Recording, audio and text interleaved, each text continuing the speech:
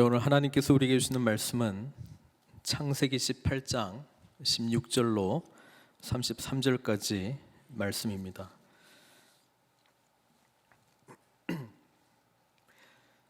교독하여 읽도록 하겠습니다. 그 사람들이 거기서 일어나서 소돔으로 향하고 아브라함은 그들을 전송하러 함께 나가니라.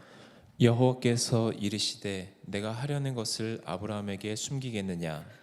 아브라함은 강대한 나라가 되고 천하 만민은 그로 말미암아 복을 받게 될 것이 아니냐. 내가 그로 그 자식과 건석에게 명하여 여호와의 도를 지켜 의와 공도를 행하게 하려고 그를 택하였나니 이는 나 여호와가 아브라함에게 대하여 말한 일을 이루려 함이니라. 여호와께서 또 이르시되 소돔과 고모라에 대한 부르짖음이 크고 그 죄악이 심히 무거우니 내가 이제 내려가서 그 모든 행한 것이 과연 내게 들린 부르짖음과 같은지 그렇지 않은지 내가 보고 알려 하노라.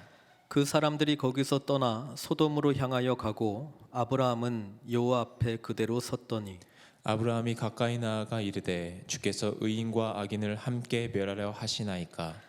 그 성 중에 의인 50명이 있을지라도 주께서 그것을 멸하시고 그 50의인을 위하여 용서하지 아니하시리이까. 주께서 이같이 하사 의인을 악인과 함께 죽이심은 부당하오며 의인과 악인을 같이 하심도 부당하니이다. 세상을 심판하시는 이가 정의를 행하실 것이 아니니이까.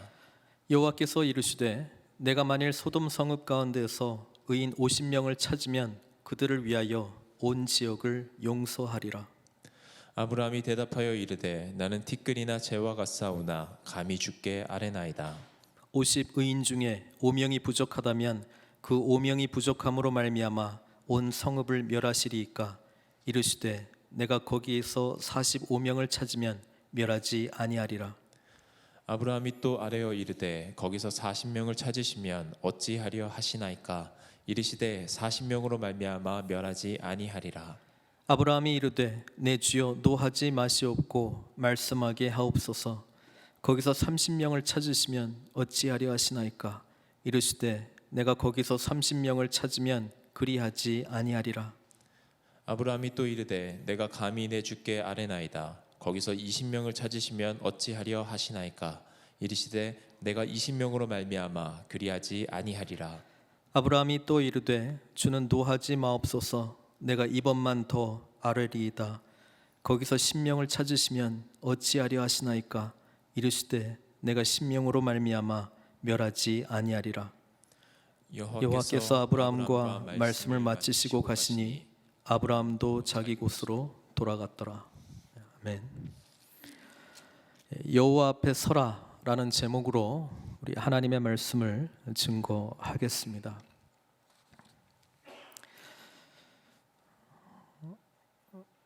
지난주에 우리는 여호와 하나님께서 천사 2명과 함께 사라를 찾아왔던 이야기를 함께 살펴보았습니다. 우리 하나님께서는 우리 한 개인을 찾아오셔서 처음에는 아브라함에게 또 이제는 사라에게 찾아오셔서 웃음을 주시는 그 하나님이었음을 우리가 기억합니다. 오늘 본문은 그 이후에 일어나는 이야기인데요. 세 사람 중에서 한 분은 여호와 하나님, 그리고 오늘 18장 끝까지만 읽었습니다마는 19장에 보면은 이 두 사람, 먼저 소돔과 고모라로 보내게 된 이 두 사람은 두 천사라고 창세기 19장에 그렇게 기록이 되어 있습니다. 어쨌든 두 사람을 이제 떠나 보내면서 아브라함에게 그 소돔과 고모라 지역에서 하나님께 대한 부르짖음, 여기서 말하는 이제 부르짖음이라고 하는 것은 억울한 자들이 억울함을 당해서 하나님께 이제 호소하는 그런 부르짖음을 말씀하고 있거든요. 그런 부르짖음이 이제 들렸기 때문에 심판 받아야 될 곳인지 아닌지 그렇게 확인하는 그런 이야기입니다. 저희가 잘 알고 있는 내용인데요. 여기서 하나님의 심판, 그리고 소돔, 지금 이제 뭐 1차적으로 이제 소돔 성읍이니까 멸망받아야 될 그 소돔 성읍 사이에 지금 아브라함이 있다라고 하는 것입니다.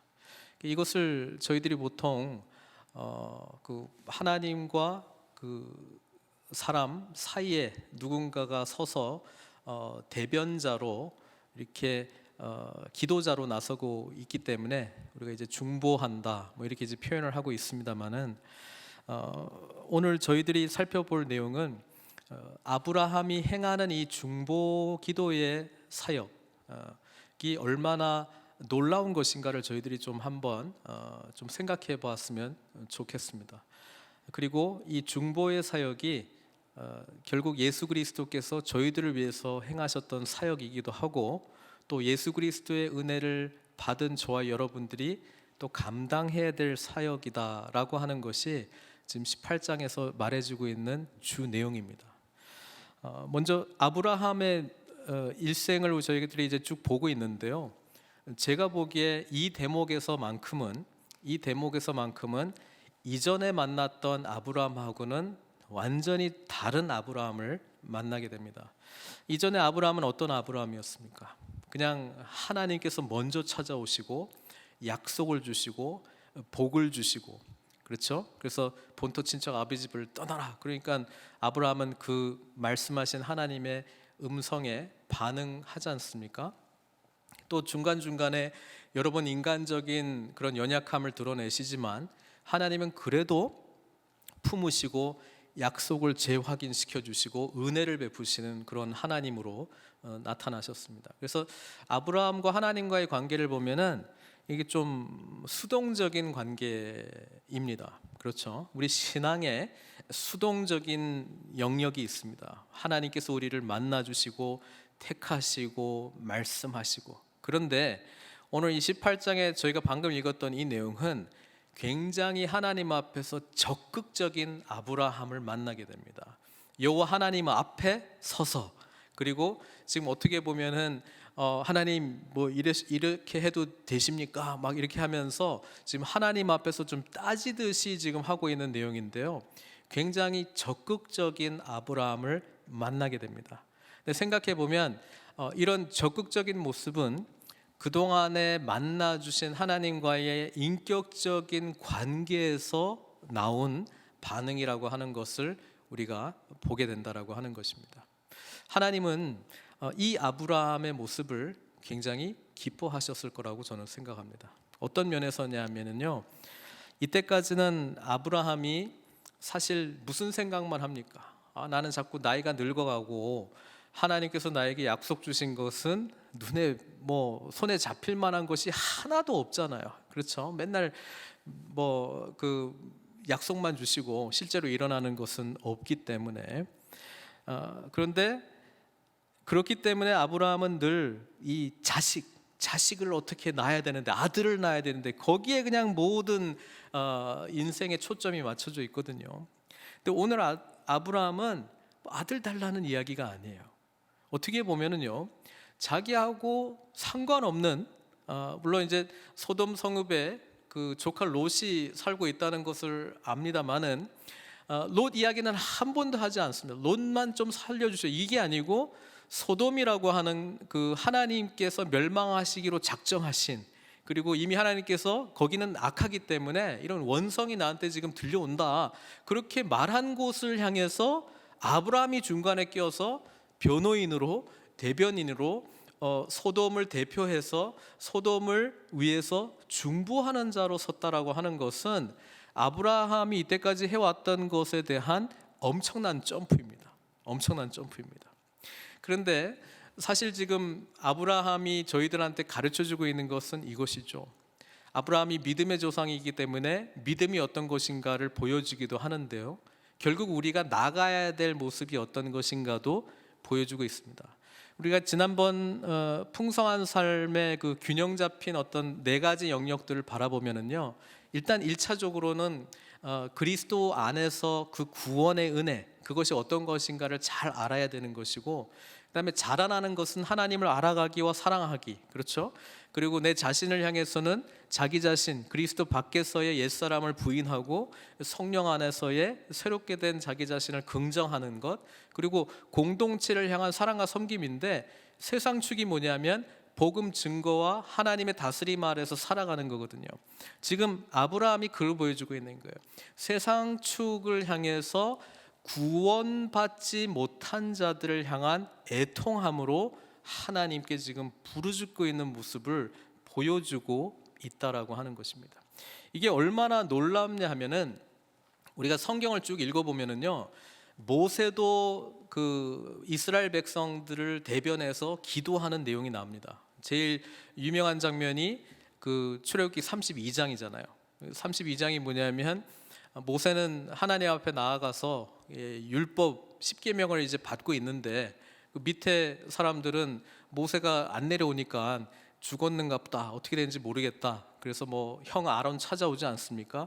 우리를 위해서 신을 만들어내라 막 이렇게 하면서, 그래서 아론이 어쩔 수 없이 막 그 금붙이들 같은 걸 다 녹여가지고 금송아지를 만들잖아요.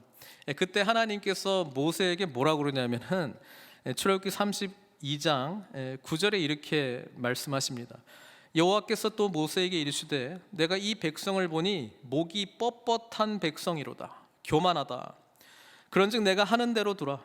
내가 그들에게 진노하여 그들을 진멸하고 너를 큰 나라가 되게 하리라. 아브라함에게 주신 약속 너하고 다시 시작하자.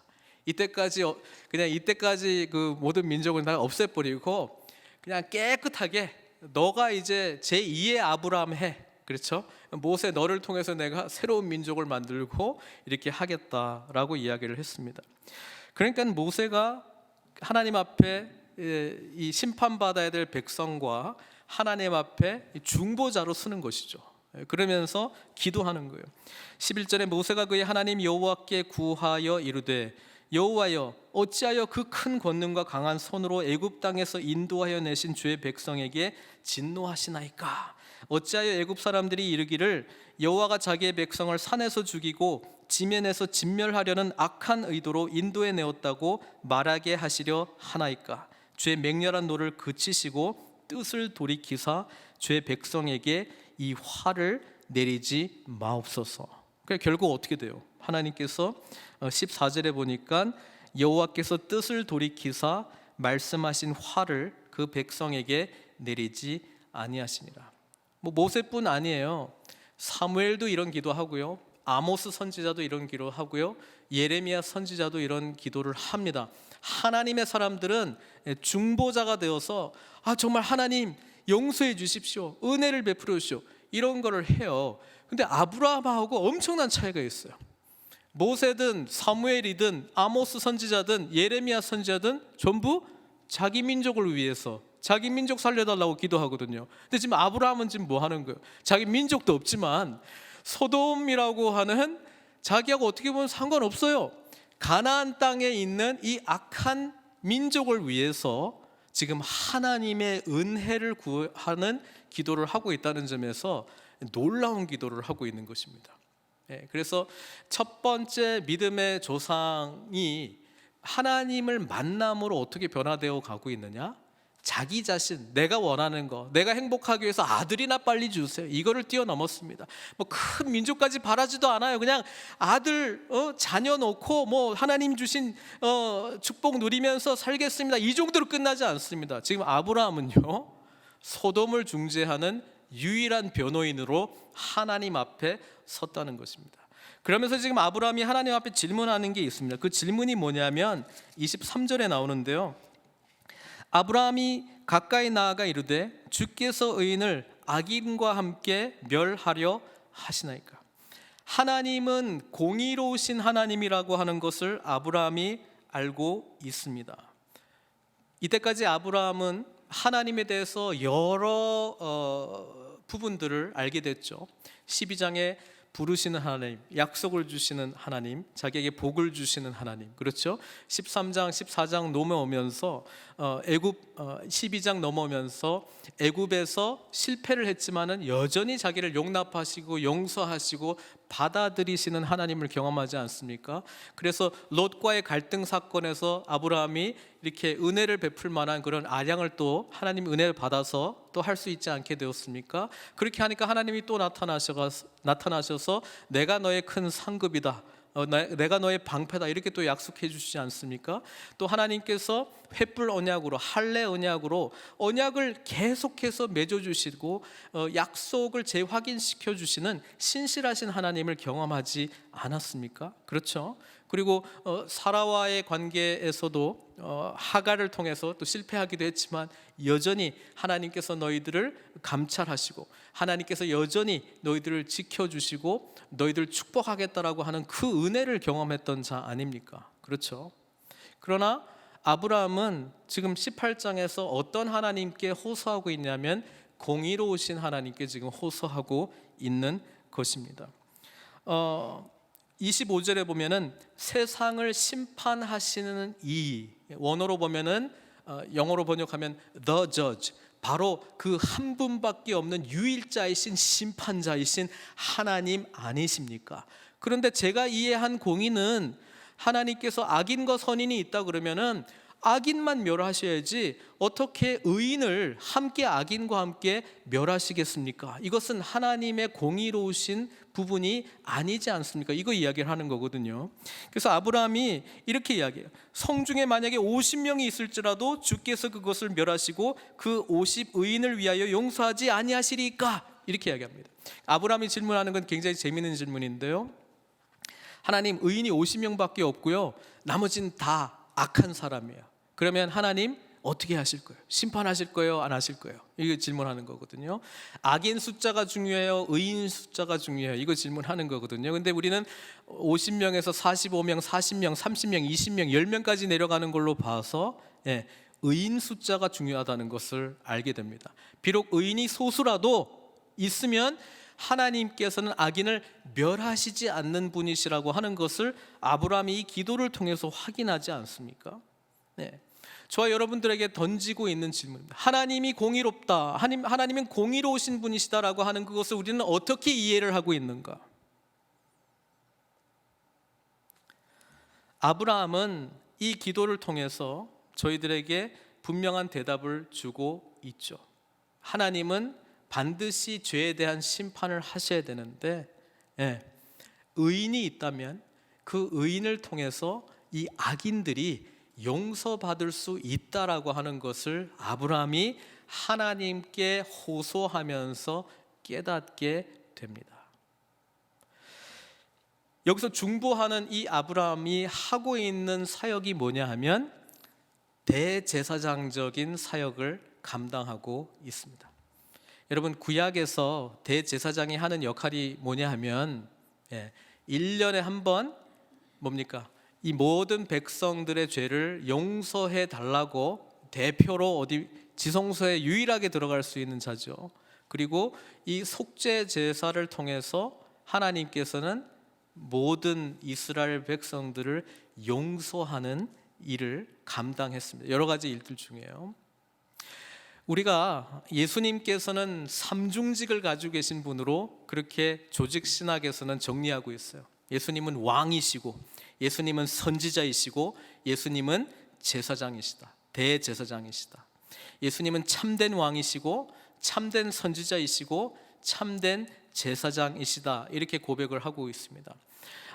예수님이 왕이시다, 이 세상을 통치하시는 유일한 왕이시다라고 하는 것을 저희가 잘 알고 있고요. 예수님께서는 바로 그 선지자, 그렇죠? 모세가 예언했던 바로 그 선지자, 하나님의 참된 진리의 말씀을 증언할 바로 그 선지자라고 하는 것을 알고 있고, 또 예수님은 구약의 제사에서는 1년에 한 번 모든 민족을 대변해서 하나님께서 대제사장의 그런 속죄의 제사를 받아들임으로써 깨졌던 관계가 회복되는 그런 의식, 그런 제의를 제정하셨다면 예수 그리스도께서 참된 대제사장이 되셔서 대제사장이 되셨을 뿐 아니라 단번에 드리는 희생 제물이 되셔서 단번에 예수 그리스도께서 죽으심으로 우리의 용서가 한 번이 아니고 매년 하는 것도 아니고 영원히 용서되었을 뿐 아니라 주님께서는 지금도 저희들이 하나님께 나아갈 수 있는 중재자로서, 변호인으로서 우리를 위해서 기도하시고 하나님께 나아가게 해주시는 분이시다라고 하는 것을 우리가 알고 있지 않습니까? 근데 제가 여러 번 말씀드렸는데요, 우리 신앙생활의 목적이 뭐냐라고 물어본다면 예수님 닮아가는 거예요. 그래서 예수님 닮아가는 거는 성품적으로 닮아가고 사역적으로도 닮아가는 거예요. 그런데 이 삼중직도 저희들이 닮아가는 것을 알고 계시죠? 예수님이 참된 왕이셨던 것처럼 저희들도 이 왕권을 가진 존재들이 되었다라고 하는 것을 인식하시고 알고 계셔야 됩니다. 예수님께서 참된 선지자가 되셔서 진리의 말씀을 증거했던 것처럼 저희들 또한 이 세상에 하나님의 참된 진리이신 예수 그리스도를 증거할 책임이 저희들에게 있고요, 예수 그리스도께서 우리를 위해서 중보하시고 중재자로서 대제사장적 사역을 감당하시고 우리를 위해서 계속 기도하시는 것처럼 저희들도 세상을 대변하여 하나님을 알지 못하는 자들을 대변하여 이렇게 구원을 위한 대제사장적 사명을 감당해야 될 자로 하나님께서 저와 여러분들을 부르셨다라고 하는 것을 인식하고 있어야 됩니다. 예수님을 믿는다, 그냥 나를 구원해 주시기 위해서만 예수님이 존재하시는 것이 아니고요, 구원된 이후에는 하나님의 나라의 다스림을 살아가도록 우리를 불러주셨잖아요. 그것이 주님의 통치 아래서 사는 것이기도 하지만 우리가 예수 이름으로 선포하고 기도할 때에 하나님의 뜻이 주님의 이름의 그 능력으로 이 땅 가운데 이루어질 줄 믿습니다. 그래서 우리가 기도할 때 예수 이름으로 기도한다라고 하는 것은 대제사장적 사명을 우리가 기도 가운데 드리는 것이라고 하는 것을 우리는 알고 있어야 돼요. 그런데 그렇다면 우리의 기도의 내용들을 살펴봐야 되는 것이죠. 기도의 내용들을요. 우리는 기도의 성경에도 여러 가지 기도가 있어요. 내 개인적인 필요를 위한 간구의 기도가 있습니다. 하나님께 감사해서 드리는 감사의 기도가 있습니다. 그리고요, 이웃을 위해서 중보자로 기도하는 도고, 그렇죠? 중보 기도가 있다는 것이죠. 근데 특별히 중보 기도가 그들의 간구를 내가 대신해서 기도하는 것도 중요한 기도이긴 한데요, 우리 주님께서 정말 하시기를 원하는 기도는 지금 아브라함이 하고 있는 기도죠. 멸망받을 수밖에 없는 저 영혼, 멸망받을 수밖에 없는 저 도시를 향해서, 멸망받을 수밖에 없는 세상을 향해서 중보자가 되어서 예수 그리스도의 심령으로 애통하고 기도하는 참된 대제사장적 사명을 감당할 하나님의 자녀들을 찾고 있다는 것입니다. 18장 전반부가 사라를 웃게 하시는 하나님이었다면 18장 후반부는 하나님을 웃게 하시는 아브라함의 이야기입니다. 하나님을 어떻게 우리가 기뻐하게 할 수 있을까요? 하나님의 권능을, 하나님의 전능하심을 전적으로 신뢰하고 그 믿음으로 기도하는 정말 참된 중보자들을 하나님께서 찾고 계시다는 것입니다. 어떻게 보면 지금 이 상황, 세상은 절망하고 있고 세상은 두려워하고 있고 앞으로 어떻게 펼쳐질지 몰라서 지금 안절부절하지 못하는 이 상황 가운데 하나님께서는 이 대제사장적 사명을 감당하는 하나님의 기도자들, 하나님의 마음을 흡족해 하고 기쁘게 하는 그 사람들을 찾고 있다, 이 말씀입니다. 우리 하나님께서요, 이렇게 앞부분에 말씀하시잖아요. 17절에 여호와께서 이르시되 내가 하려는 것을 아브라함에게 숨기겠느냐, 이러면서 아브라함에게 말하는 거예요. 아브라함, 너는 강대한 나라가 되고 천하 만민은 그로 말미암아 복을 받게 되고 이러면서 소돔을 멸망시킬 것에 대한 이야기를 합니다. 우리가 누구에게 이런 이야기를 하지 않습니까? 이런 이야기 하면 안 되는데, 이런 이야기 하면 안 되는데 당신에게 내가 하겠다, 이런 거 할 때는 하겠다는 거잖아요. 그리고 그 전제는 뭐냐면 당신을 신뢰하기 때문에 내가 이 이야기를 한다는 것이죠. 하나님은요, 우리가 그냥 턱걸이 구원만 받은 존재로 살아가는 게 목표가 아니에요. 시작이에요. 우리는 하나님의 마음을 알아야 돼요. 이 세상을 바라보는 하나님의 그런 애통해 하시고 긍휼히 여기시는 마음을 알아야 돼요. 아브라함, 내가 너를 75세에 부르고 이때까지 24년 동안 내가 어떤 마음인지, 어떤 자인지 알고 있지. 나 심판하러 가야 돼. 저 소돔 땅을 내가 심판할 수밖에 없어. 나는 공의로운 하나님이기 때문에, 죄를 미워하는 하나님이기 때문에 죄에 대한 심판을 반드시 행해야 돼. 그것을 아브라함한테 알려주는 거예요. 나 천사들 2명 먼저 보냈다. 그러면서 하나님께서 아브라함의 반응을 기다렸죠. 그때 아브라함이 어떻게 합니까? 여호와 앞에 서서, 지금 하나님, 의인을 악인과 함께 멸하시나이까? 이런 질문을 할 때 하나님이 얼마나 기뻐했는지 모릅니다. 내용적으로는 굉장히 심판이 엄중하기 때문에 무시무시한 내용이긴 한데, 하나님께서는 그렇게 기도하는, 그렇게 간구하는 하나님 어떻게 이룰 수 있습니까? 은혜를 베풀어 주십시오 라고 부르짖는 아브라함을 향해서 굉장히 흐뭇해하시고 기뻐하셨을 겁니다. 하나님, 50명만 있으면요, 50명 때문에 내가 멸하지 아니하겠다. 45명만 있으면요, 멸하지 아니하겠다. 40명은요, 처음에는 5단위로 가잖아요. 세 번 한 40명까지 가니까 자신이 생긴 거야. 30명은요, 20명은요, 10명은요. 오늘 아브라함은 하나님 앞에 6번 호소합니다. 6번. 우리는 이 본문을 읽으면은 좀 아쉬운 내용이 있어요. 한 번 더 물을 것 같은데 왜 한 번 더 물어보지 않았을까? 10명하고 이야기가 어떻게 끝나요? 여호와께서 아브라함과 말씀을 마치시고 가셨다. 아브라함도 자기 곳으로 돌아갔다. 여기서 이제 해석의 여지가 좀 있죠. 본문에는 분명히 나와 있지 않지만, 왜 아브라함이 여기서 멈췄을까? 아니면 10명은 충분했다라고 생각을 했을까? 아니면 너무 염치가 없어서 이제는 하나님의 공의로움 이야기했는데, 우리 생각해 보면은 5 내려가다가 이제 10명 까잖아요. 한 번 더 10명 까면 뭐예요? 한 명이 아니고요, 0명입니다. 그래서 아브라함은 그 질문을 하지 않았죠. 한 명이라고 만약에 생각하고 우리가 추정해서 질문을 했다 그러면 그 한 명은 누구를 염두에 두고 있었을까요? 하나님, 한 명만 있으면 살려주시겠습니까? 아브라함이 소돔 땅에 그나마 괜찮은 인물 하나 떠오른다 그러면 롯밖에 없어요. 롯밖에 없어요. 그런데 아브라함이 롯을 알아요, 몰라요? 알죠. 롯 가지고 될까? 아브라함이 자기를 알죠.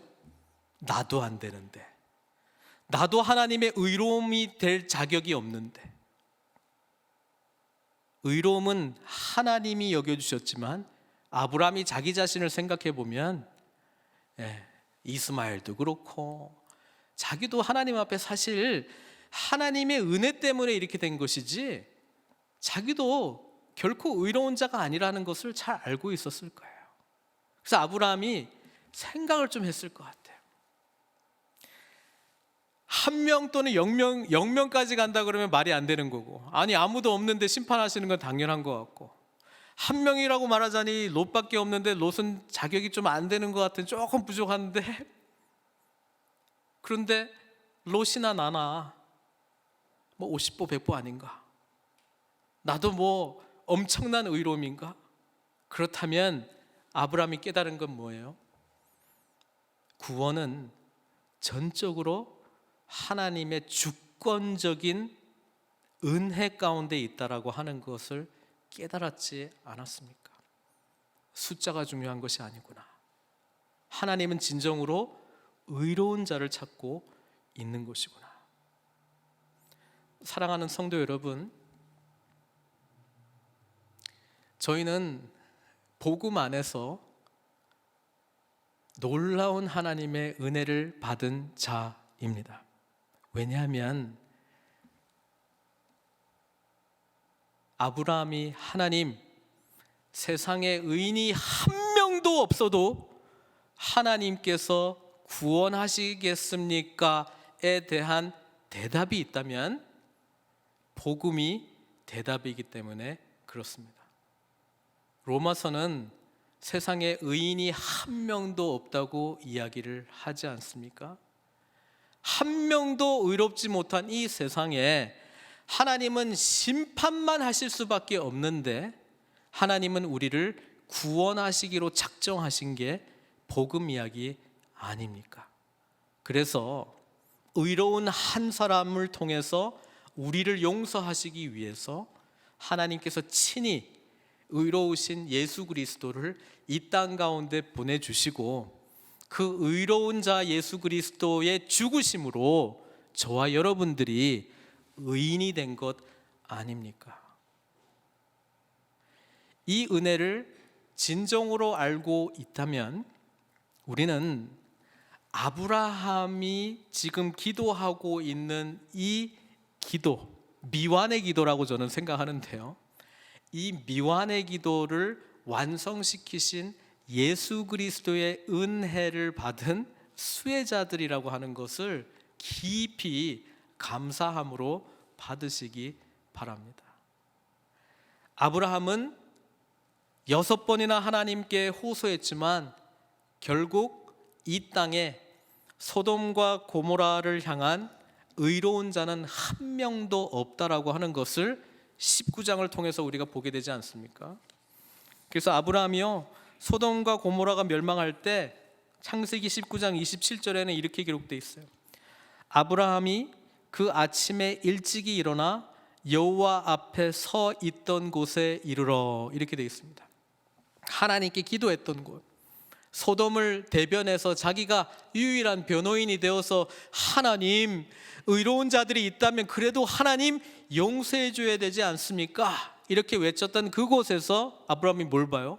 소돔과 고모라의 멸망을 목격하죠. 하늘에서 불과 유황이 비같이 내리는 것을 목격하죠. 그러면서 아브라함이 깨달은 게 뭐예요? 이 세상에 의로운 자는 한 명도 없구나 라고 하는 것을 보지 않았겠습니까? 사랑하는 성도 여러분, 오늘 이 말씀은 아브라함의 미완의 기도를 우리가 바라보면서 이것을 완성시킬 예수 그리스도를 생각하게 만드는 본문입니다.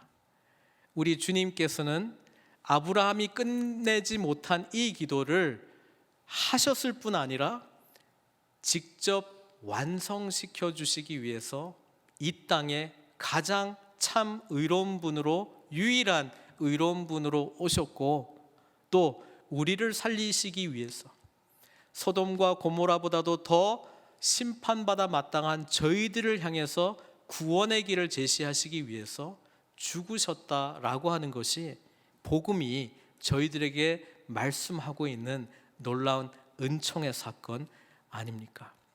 그리고 우리 주님께서는 이제 저희들에게 아브라함이 완성하지 못한 이 미완의 중보 사역, 제사장적 사역을 저희들 보고 감당하라고 말씀하고 있습니다. 예수님께서는요, 저희들을 구원하셨을 때 하나님의 보좌에 함께 앉히셨습니다.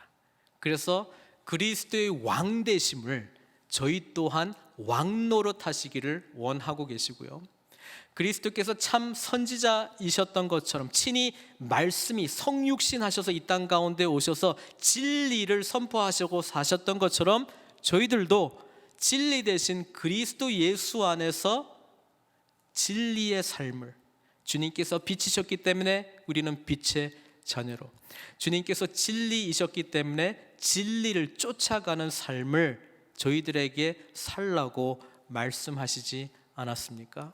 그리고 주님께서 하늘과 이 땅을 깨어졌던 이 관계를 연결시켜 주셨던 것처럼 심판받아 마땅한 저희들을 하나님께로 다시 연결시켜 주셨던 참된 제사장이 되셨던 것처럼 저희들 또한 이 세상에 복음을 알지 못하는 자들을 향한 이 대제사장적 사명을 감당하시기를 원하시는 것입니다.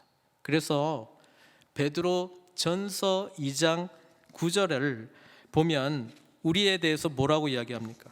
너희는 왕 같은 제사장이라고 말씀하고 있습니다. 그러나 너희는 택하신 족속이요 왕 같은 제사장들이라. 거룩한 나라요 그의 소유된 백성이니 이는 너희를 어두운 데서 불러내어 그의 기이한 빛에 들어가게 하신 이의 아름다운 덕을 선포하게 하려 하심이라. 그게 저와 여러분, 복음을 받아들인 저와 여러분들의 정체성인 줄 믿습니다. 오늘 18장에 보면은요, 아브라함에 대해서 하나님께서 이런 말씀을 하십니다. 어떤 말씀이냐면은요, 18장 18절에 아브라함에 대한 왜 너를 택했는지에 대한 이야기를 이렇게 하세요. 아브라함은 강대한 나라가 되고 천하 만민은 그로 말미암아 복을 받게 될 것이 아니냐. 이것은 이미 창세기 12장에 주신 약속하고 똑같아요. 근데 차이가 하나 있어요. 19절입니다. 19절은 이때까지는 하나님께서 드러내놓고 말씀하시지 않았습니다. 내가 그로 그 자식과 권속에게 명하여 여호와의 도를 지켜 의와 공도를 행하게 하려고 그를 택하였나니. 이렇게 되어 있습니다. 하나님께서 아브라함을 택하신 목적이 이전에는 하나님의 약속의 자녀를 놓고 큰 나라가 되고 너를 통해서 복이 될 것이다 라고 이야기를 했는데, 여기서는 구체적으로 왜 택했냐? 너 아브라함의 삶을 통해서 아브라함이 후손들에게 여호와의 도를 지켜 의와 공도를 행하게 하기 위해서 너를 택했다고 이렇게 말씀하고 있는 것입니다. 아브라함이요, 이때까지 아들만 낳아야지 거기에만 집중하고 있다가 자기가 열국의 아비가 된 것, 열국의 어미가 되었다라고 하는 그 의미를 새삼스럽게 깨닫게 되었습니다. 내가 어떻게 하면 열방들을, 민족들에게 복이 되는, 복을 주는 그런 존재가 될까라고 할 때 아브라함이 깨달은 것이 있죠. 복이라고 하는 것은 히브리어로 바라크입니다. 바라크. 여러 번 이야기합니다. 바라크의 뜻은 무릎 꿇다입니다. 아브라함이 진정한 복의 통로로서 쓰임받게 되는 가장 큰 은혜와 축복은 무릎 꿇고 하나님 앞에 중보자로 나설 때 아니겠습니까? 근데 아브라함이요, 아직 아들도 없어요. 이삭 안 태어났죠? 아직 민족도 없어요. 아직 이삭도 없으니까 민족도 없죠? 아직 땅도 못 받았어요. 근데 제일 먼저 한 게 뭔지 아십니까? 복의 통로로서, 복을 나누어주는 자로서 무릎 꿇고 하나님 앞에 서서 중보했다라고 하는 이 대제사장적 사명을 감당했다고 하는 사실에 저는 사실 놀라야 되는 거예요. 왜냐하면 여러분, 복음을 통해서 우리가 복을 받는 삶을 어떻게 그리고 있어요?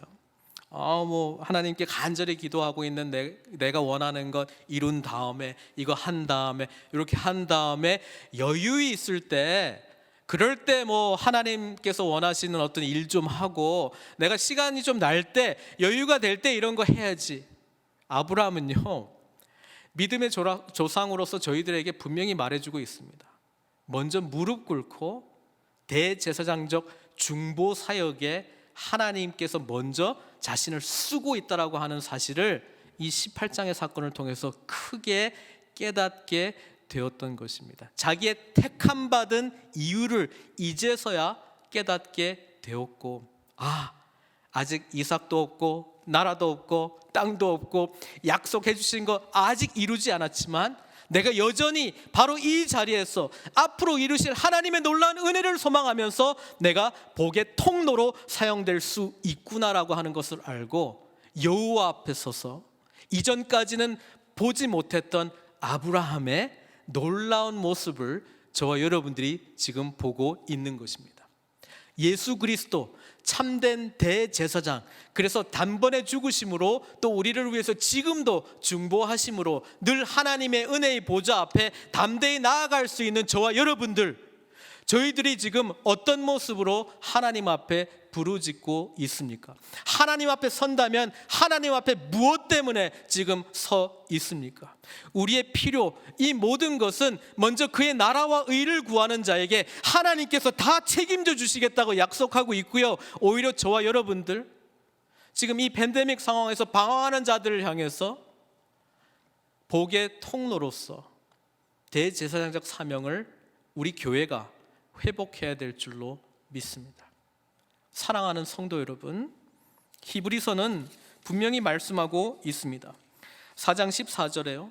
그러므로 우리에게 큰 대제사장이 계시니 승천하신 이 곧 하나님의 아들 예수시라. 우리가 믿는 도리를 굳게 잡을지어다.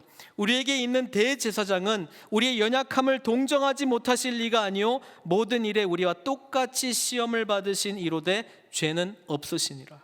그러므로 우리는 긍휼하심을 받고 때를 따라 돕는 은혜를 얻기 위하여 은혜의 보좌 앞에 담대히 나아갈 것이니라. 오늘 아브라함은요, 이전에 보지 못한 담대함으로 하나님께 나아갑니다. 아브라함의 그 간절히 기도하는 내용을 보면 이런 내용이 있어요. 27절에 보면은 나는 티끌이나 재와 같사오나, 이렇게 기도하고 있죠. 나는 티끌이나 재와 같사오나 감히 담대하게 주께 아뢰나이다. 아브라함은 바로 이 구절에서 복음을 경험한 저와 여러분들이 하나님 앞에 나아가는 원리를 가르쳐주고 있습니다. 사랑하는 성도 여러분, 저와 여러분들은 한 명도 우리의 노력으로, 우리의 의지로, 우리의 업적으로 하나님 앞에 의롭다함을 칭할받을 자가 한 명도 없습니다. 오직 예수 그리스도의 은혜로 우리는 하나님께 나아갈 수 있는 자격이 되었다라고 하는 것이죠. 아브라함이 이렇게 기도했기 때문에 우리도 아브라함을 닮아야 하지 않겠습니까? 이렇게 던져버리면, 아니 나는 아브라함이 아니에요. 나는 연약한 자예요. 아유, 내 기도 생활을 돌아보면 제가 필요할 때 솔직히 기도하고요. 밥 먹을 때는 습관적으로 기도하고요. 뭐 기도 생활이 뭐 작정하고 하긴 하는데 주로 내 기도 제목이고, 뭐 조금 더 하면 남들 간구 기도하는 기도 제목이지, 뭐 소돔과 고모라 같은 그런 자들을 향해서 나 별 상관도 없는 자들을 대변해서 제가 중재자가 되어서 멸하지 말아 주십시오, 살려 주십시오, 저 그런 기도하는 사람 아니에요.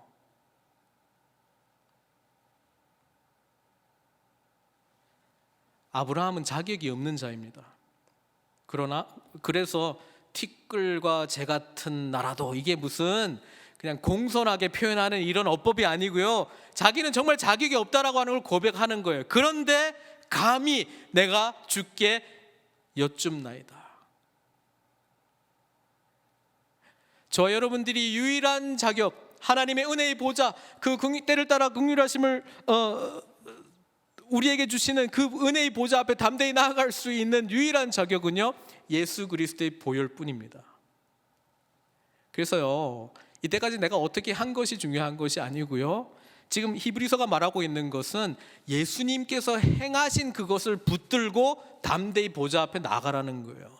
티끌과 재 같은 나일지라도 보혈 의지하며 보좌 앞에서 담대히 하나님께 기도합니다. 살려주십시오, 은혜를 베풀어 주십시오, 긍휼을 베풀어 주십시오, 자비를 베풀어 주십시오, 살려주십시오, 구원해 주십시오, 이 기도를 하라고 저와 여러분들께 강력히 오늘 본문은 호소하고 있습니다. 이럴 때 우리는 하나님을 웃게 할 수 있습니다. 하나님을 기쁘게 할 수 있습니다. 사랑하는 성도 여러분, 많은 분들이, 교회도 마찬가지고요, 제가 목사님들과 만나면 더 그런 것 같고요, 무기력증에 빠져가는 것 같아요.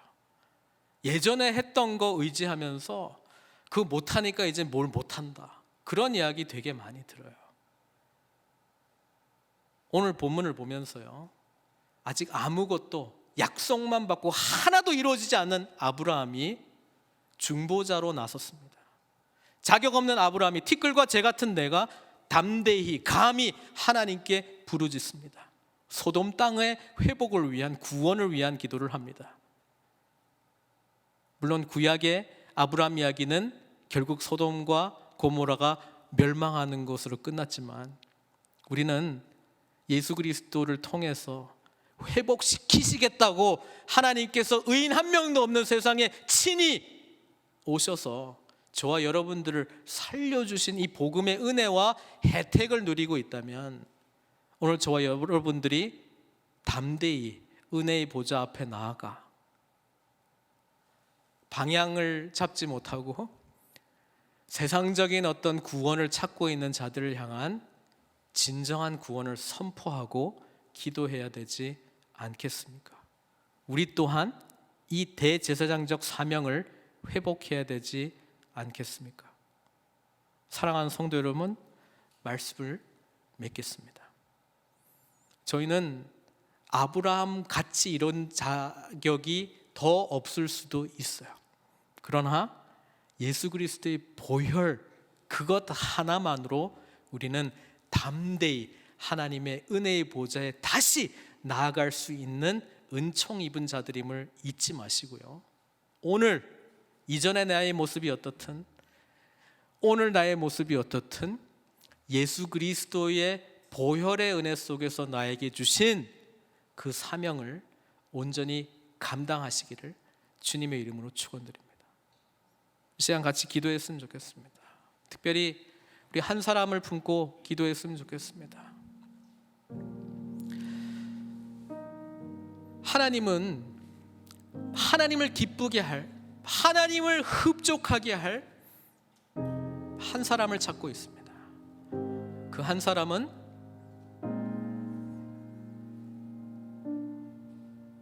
여전히 복음을 알지 못하고, 여전히 구원을 알지 못하고, 여전히 세상 속에서 답을 찾아가려고 하는 그들을 향한 애통이 부르짖는 기도입니다.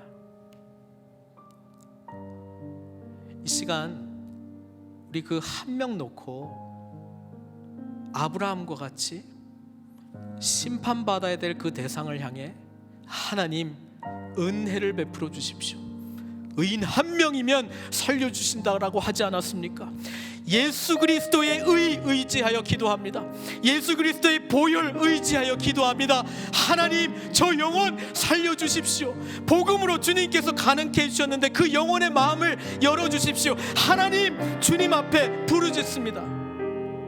이 부르짖음을, 이 기도를 오늘 이 시간 올려드림으로 우리 주님의 마음을 흡족하게 해드리기를 소원합니다. 우리 함께 기도하겠습니다.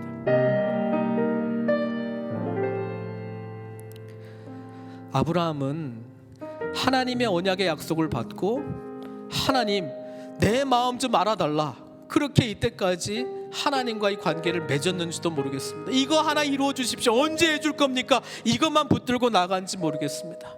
그러나 이제 하나님의 마음을 품고, 하나님의 마음을 품고 한 영혼을 향한 하나님의 애타게 간절히 구원하시고자 하는 그 마음을 품고 중보자로 섰습니다. 대제사장적 사명이 어떤 것인지 보여주고 있습니다. 그리스도 예수께서 베풀어 주신 그 은혜는 저와 여러분들이, 우리가 함께 예수 그리스도의 이름으로 담대히 사용할 수 있는 권세인데, 하나님, 내 자신만 보다가 연약해져 있고 무력해져 있는 모습을 보았습니다. 다시 일어서게 해주십시오. 다시 그리스도의 이름으로, 그리스도의 권세 의지하며, 보혈의 권세 의지하며, 아버지 하나님, 담대하게 보좌 앞에 나와 간구하는 기도자로 우리를 사용하여 주시옵소서. 세상이 어려움과 고통과 절망과 불확실성을 이야기할 때 우리는 예수 그리스도의 복음, 가장 확실한 그 복음의 능력 의지하여 한 영혼을 그리스도께로 이끌어내는 그런 놀라운 중보자로 대제사장적 사명을 감당하는 은총 입은 자로 우리를 사용하여 주시옵소서. 모든 것 주님께 의탁드리옵고 예수님의 귀하신 이름으로 기도드리옵나이다.